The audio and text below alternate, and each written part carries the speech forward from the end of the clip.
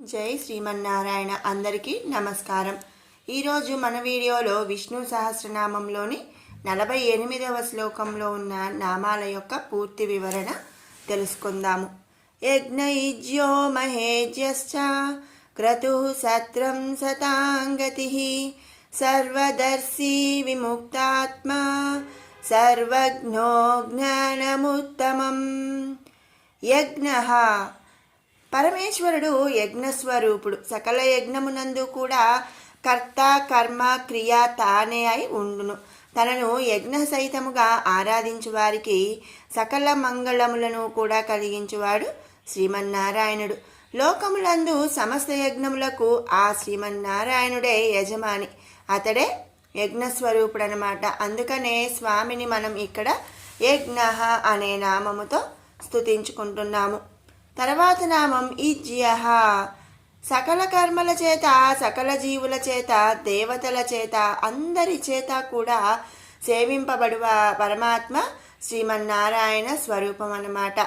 ఇంతకు ముందు నామాల్లో కూడా మనం చెప్పుకున్నాం, స్వామిని మించిన మరి ఎవరు కూడా లేరు, స్వామికి సరిసాటి వాళ్ళు ఎవరూ లేరు. సృష్టికి ముందు తర్వాత సృష్టి అంతా కూడా ఉన్నది శ్రీమన్నారాయణుడే. అందరితో కూడా పూజింపదగినవాడు, సేవింపదగినవాడు శ్రీమన్నారాయణుడే అని మనం చెప్పుకున్నాము. మరి కాబట్టి ఏంటి, ఇక్కడ సకల జీవుల చేత సేవించబడతాడు. దేవతల కంటే మరి ఆ కంటే ఏ దేవతలు ఎక్కువ లేరు కాబట్టి మరి దేవతలందరి చేత కూడా మరి సేవింపబడు పరమాత్మ స్వరూపుడు శ్రీమన్నారాయణుడు. సకల శక్తిమంతుడు, లోకరక్షకుడు అయినటువంటి ఆ శ్రీమన్నారాయణుడే మరి ఇక్కడ ఈజ్యః అనే నామముతో స్తుతింపబడతగినవాడు. తర్వాత నామం మహేజ్యః. మహా ఈజ్యః. ఈజ్యః అంటే అందరితో సేవింపబడినవాడు. మరి మహా ఈజ్యః అంటే ఆత్మజ్ఞానము అనే యజ్ఞము చేత ఆరాధింపదగినవాడు అనమాట. అంటే ఇక్కడ మరి సకల కర్మలు, సకల జీవులు, దేవతలు వీటన్నిటినీ కూడా మించింది ఏంటండి, ఆత్మజ్ఞానం అనే యజ్ఞం అన్నమాట. దాని చేత పడినవాడు శ్రీమన్నారాయణుడు. తనతో సామరస్యము పొందుటయే లక్ష్యముగా ఆచరించు యజ్ఞస్వరూపమును కలిగి ఉన్నటువంటి వాడు శ్రీమన్నారాయణుడు. మనందరికీ తెలిసింది, ఆత్మజ్ఞానము కలిగిన వాడు మరి ఆత్మకు పరమాత్మకి తేడా లేదు, రెండు ఒకటే అని చెప్పి తెలుసుకోగలిగిన వాడే ఆత్మజ్ఞానం పొందినవాడు. ఈ ఆత్మజ్ఞానం కలిగిన వాడు పరమానందభూతుడే. మరి స్వామి చేత మోక్షంని ప్రసాదింపదగిన వాడనమాట. అంటే ఏంటి, పరమాత్ముడి సన్నిధి చేరుటయే మహాయజ్ఞం. ఈ మహాయజ్ఞము, ఈ ఆత్మజ్ఞానం అనే యజ్ఞము చేత ఆరాధింపబడినవాడు శ్రీమన్నారాయణుడు. అందుకనే మహేజ్యః అనే నామముతో మనం ఇక్కడ స్తుతించుకుంటున్నాము. తర్వాత నామం క్రతుః. యూపస్వరూపమైనటువంటి యజ్ఞమునే క్రతువు అని చెప్పి అంటారు. క్రతువునందు యజ్ఞ పశువును బలి ఇస్తారు. అజ్ఞానమునడి పశువును బలి ఇచ్చు యజ్ఞము చేత ఆరాధింపదగినవాడు అని ఇక్కడ అర్థం అన్నమాట. అగ్నికుండలి చేయు 7 యజ్ఞము చే మరి ఆరాధింపదగినవాడు శ్రీమన్నారాయణుడు. ఇక్కడ మరి ఏంటి, మనం మోక్షం కలగాలి అంటే మనం ఆత్మజ్ఞానం పొందాలి. ఆత్మజ్ఞానం ఎప్పుడు పొందుతుందండి, మరి అజ్ఞానము అనే ఒక పశువును బలి ఇచ్చు యజ్ఞము వంటిది మనం చేయాలన్నమాట. మన అజ్ఞానాన్ని తొలగించుకున్నప్పుడే మనకు జ్ఞానము కలుగుతుంది. ఆ జ్ఞానము ద్వారా ఆత్మ పరమాత్మ ఒకటే అని చెప్పి తెలుసుకోగలుగుతాము. అప్పుడే మనకు ఆత్మజ్ఞానం కలిగి మోక్షం అనేది కలుగుతుందన్నమాట. కాబట్టి ఇక్కడ స్వామిని మరి క్రతుహు అని ఎందుకు స్తుతిస్తున్నాము, మన యొక్క అజ్ఞానము అనేది పశువును బలి ఇచ్చు యజ్ఞము చేత ఆరాధింపదగినవాడు శ్రీమన్నారాయణుడు. అందుకే స్వామిని ఇక్కడ మనం క్రతుహు అనే నామముతో స్తుతించుకుంటున్నాము. తర్వాత నామం సత్రం. సత్రం అంటే ఏంటండి, మనందరికీ తెలుసు. సత్రం అంటే ఏంటి అంటే, మనం ఏదైనా ఒక ఊరు వెళ్ళాము, ఒక దేవాలయాలున్న మరి పుణ్యక్షేత్రాలకు వెళ్ళామనుకోండి, అక్కడ సత్రాలు అనేవి ఉంటాయి. మనం బస చేయడానికి అంటే మనం స్టే చేయడానికి సత్రాలు అనేవి ఉంటూ ఉంటాయి. ఇక్కడ మరి స్వామిని సత్రం అని ఎందుకు అంటున్నాము అంటే, సజ్జనులకు శరణాగతి అయినటువంటి వాడు శ్రీమన్నారాయణుడు అనమాట. కనుకనే ఆ శ్రీమన్నారాయణుడు సత్రం అని చెప్పి ఇక్కడ చెప్పబడుతున్నాడు. మరొక విధంగా సత్రయాగము చేత ఆరాధింపబడిన వాడు అని కూడా మనం చెప్పచ్చు. సత్రయాగము అంటే ఏంటి అంటే చాలామంది వేద పండితులు చాలా కాలం చేసే ఒక యజ్ఞం అన్నమాట. ఈ యాగం ఏంటంటే ఏదో ఒక రోజులతో 2 రోజులతోనో పూర్తి అవ్వదు. చాలా రోజులు ఈ యజ్ఞాన్ని మరి చాలామంది వేద పండితులు కలిసి చాలా రోజులు చేసే యజ్ఞాన్ని సత్రయాగం అని చెప్పి అంటారనమాట. అలాంటి సత్రయాగము చేత మరి ఆరాధింపదగిన వాడు శ్రీమన్నారాయణుడు కాబట్టి స్వామిని మనం ఇక్కడ సత్రం అనే నామముతో స్తుతించుకుంటున్నాము. తర్వాత నామం సతాంగతి. సతాంగతి మరి గతి అంటే ఏంటి? ఇంకా తనే ఇంకా మరి నువ్వు తప్ప నాకు ఇంకో వేరే గతి లేదు అని చెప్పి చెప్తూ ఉంటాం. ఇంకా అదొక్కటే ఆప్షన్ అనమాట. మరి సత్పురుషులకు గతి అయినటువంటి వాడు శ్రీమన్నారాయణుడు. మరి సత్పురుషులు ఏంటంటే ఇంకా వేరే ఆలోచన లేదు, వేరే ఎవరు లేరు అంటూ మరి ఆ స్వామే నువ్వే గతి అని చెప్పి మరి చెప్తారు. ఐహిక బంధములనందు అనాసక్తులై ఆరాధించి ముముక్షువులకు మాయ చేత కర్మబంధములతో బంధింపబడి కర్మఫలమును పొందు వారికి ఏ భేదభావము లేక ఫలములను ప్రసాదించేవాడనమాట. పరమభక్తి చేత తృప్తి పొందు ఆ శ్రీమన్నారాయణుడే సతాంగతి అని చెప్పి చెప్పబడుచున్నాడు. సత్పురుషులకు గతి అయినటువంటి వాడు శ్రీమన్నారాయణుడు. అందుకే ఇక్కడ మనం స్వామిని సతాంగతి అనే నామముతో స్తుతించుకుంటున్నాము. తర్వాత నామం సర్వదర్శి.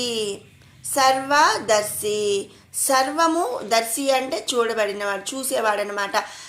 సర్వము చూడగలిగిన వాడు శ్రీమన్నారాయణుడు.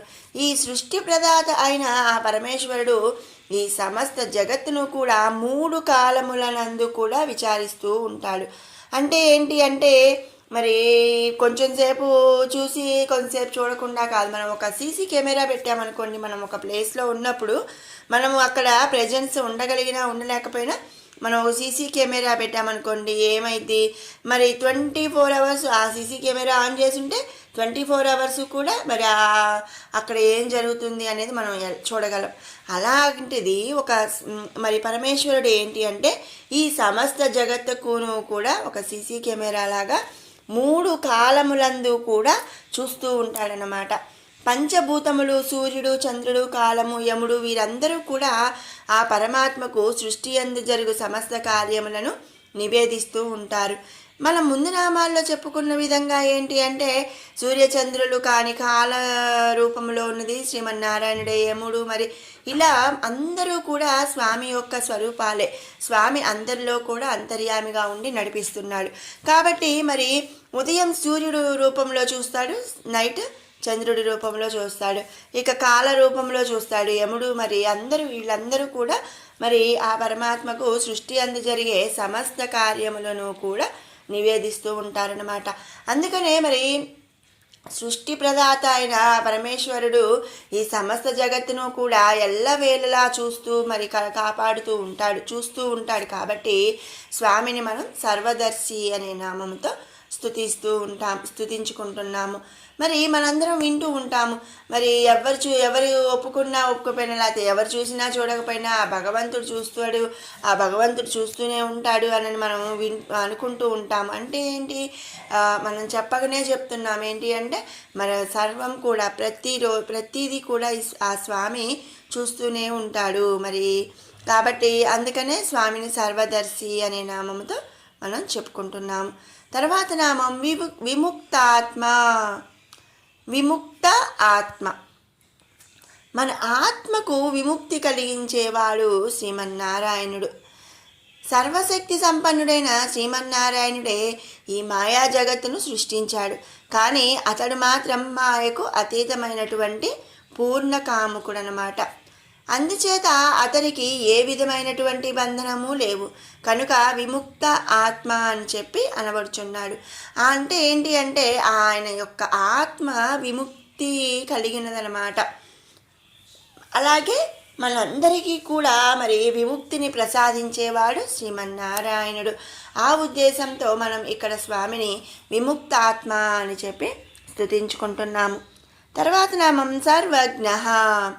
జ్ఞానస్వరూపుడైన పరమాత్మ తనను తాను ఎరిగినవాడు. సర్వ అజ్ఞ, సర్వం కూడా ఎరిగినవాడనమాట. ఈ మాయా జగత్తునందు కల సకల విషయములను కూడా ఎరిగి ఉన్నవాడు శ్రీమన్నారాయణుడు. మరి మనం ముందు నామంలో చెప్పుకున్నాం ఏమని? సర్వదర్శి. సర్వదర్శి అంటే మరి సమస్త సృష్టి కూడా, సమస్త జగత్తును కూడా మరి చూడగలిగిన వాడు శ్రీమన్నారాయణుడు. మరి చూస్తున్నప్పుడు మరి మొత్తం కూడా ఆయనకు అన్ని విషయాలు కూడా తెలిసే ఉంటాడు కదా, అందుకని ఇక్కడ సర్వజ్ఞ అని చెప్తున్నాం అన్నమాట. పరమాత్మకు జీవాత్మ స్వరూపము తెలుసు కనుక తన స్వరూపము కూడా అవగతమై ఉన్నవాడు అని కూడా మనం చెప్పవచ్చు. అందుకనే మరి ఈ మాయా జగత్తునందుకల సకల విషయాలను ఎరిగి ఉన్నవాడు, జీవాత్మ స్వరూపము తెలిసినవాడు కనుక స్వామిని మనం ఇక్కడ సర్వజ్ఞ అనే నామముతో స్తుతించుకుంటున్నాం. తర్వాత నామం జ్ఞానముత్తమం. జ్ఞాన ఉత్తమం. జ్ఞానములయందు ఉత్తమమైన జ్ఞానము అతడే అన్నమాట. మరి పరమాత్ముని యొక్క జ్ఞానమే ఉత్తమమైన జ్ఞానం. అతడే సకల జ్ఞానములకు నిధి వంటి వాడు, నిరాకారుడు, నిరంజనుడు. ఇంతకుముందు నామాల్లో మనం చెప్పుకున్నట్లు ఆయన సకల గుణాలు ఉన్నవాడనమాట.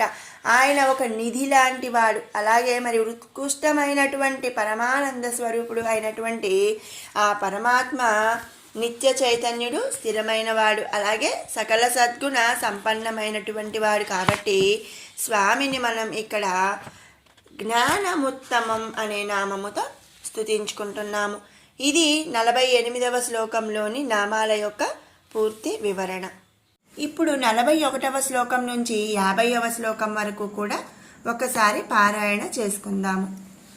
ఉద్భవ క్షోభనో దేవ శ్రీగర్భ పరమేశ్వర కరణం కారణం కర్త వికర్త గహనో గుహః వ్యవసాయో వ్యవస్థాపనః సంస్థానస్థానదో ధ్రువః పరద్దిః పరమస్పష్టః తుష్టః పుష్టః శుభేక్షణః రామో విరామో విరజో మార్గో నేయో నయో నయః వీరశక్తిమతాం శ్రేష్టో ధర్మో ధర్మవిదుత్తమః వైకుంఠః పురుషः ప్రాణः ప్రాణదः ప్రణవः పృథుః హిరణ్యగర్భः శత్రుఘ్నో వ్యాప్తో వాయురధోక్షజः ఋతుః సుదర్శనः కాలः పరమేష్టి పరిగ్రహः ఉగ్రः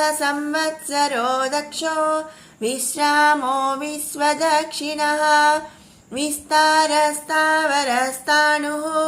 ప్రమాణం బీజమవ్యయం అర్థో నర్థో మహాకోశో మహాభోగో మహాధనః అనిర్విణ్ణస్తవిష్టో భూత్ ధర్మయూపో మహాముమకః నక్షత్రనేమిర్నక్షత్రీ క్షమః క్షామః సమీహనః యజ్ఞయుజ్యో మహేజ్యశ్చ క్రతుః సత్రం సతాం గతిః సర్వదర్శీ నివృత్తాత్మా సర్వజ్ఞో జ్ఞానముత్తమం సువ్రతః సుముఖः సూక్ష్మः సుఘోషः సుఖదः సుహృత్ మనోహరో జితిక్రోధో వీరబాహుర్విదారణः స్వాపనః స్వవసో వ్యాపీ నైకాత్మా నైకకర్మకృత్ వత్సరో వత్సలో వత్సీ రత్నగర్భో ధనేశ్వరः. ఓం శ్రీమన్నారాయణాయ నమః.